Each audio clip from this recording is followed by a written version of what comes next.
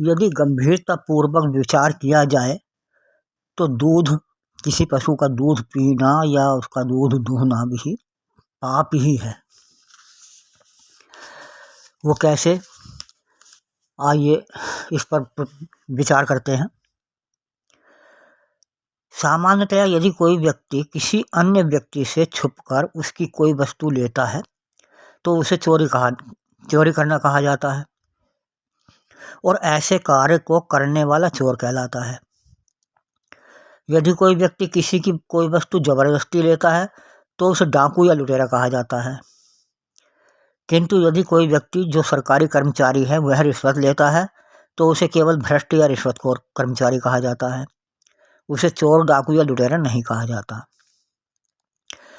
किंतु उपरोक्त में सभी के द्वारा मूलतः एक ही कार्य हुआ है और वह है दूसरे की वस्तु पर अवैध कब्जा, अनधिकार कब्जा। अब हम आते हैं अगली बात पर। किसी भी दुधारू पशु का दूध पीना भी या दोहना भी क्या इसी श्रेणी में नहीं आता? वास्तव में प्रकृति अर्थात ईश्वर ने किसी भी पशु का दूध उसी के बच्चे हेतु बनाया है। इसकी सत्यता इसी से सिद्ध हो जाती है कि जब कोई माँ बच्चे को जन्म देती है तो उससे कुछ दिनों पहले ही उस माँ को दूध बनना शुरू हो जाता है और वह तब तक बनता रहता है जब तक कि वह बच्चा सामान्य रूप से बड़े प्राणी के समान ही भोजन करने योग्य नहीं हो जाता। जब तक उसके दांत नहीं हो जाते, उसकी आंतें आदि अंग अन्य भोजन को पचाने योग्य नहीं हो जाती, बल्कि बच्चा जैसे जैसे अन्य भोजन को पचाने योग्य होता जाता है वैसे वैसे ही माँ के दूध की मात्रा कम होती जाती है। इससे सिद्ध होता है कि उस माँ पशु का दूध उसके बच्चे हेतु ही बनता है।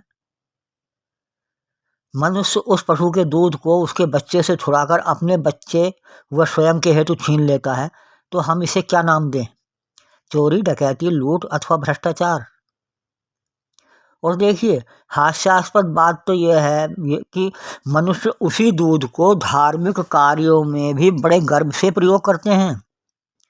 पूजा में दूध, दही, घी रखना, घी का दीपक जलाना तो बड़ा धार्मिक कृत्य माना जाता है और इस कृत्य को करके व्यक्ति संतुष्टि का भी अनुभव करता है। क्या यह भी एक भ्रांति नहीं है?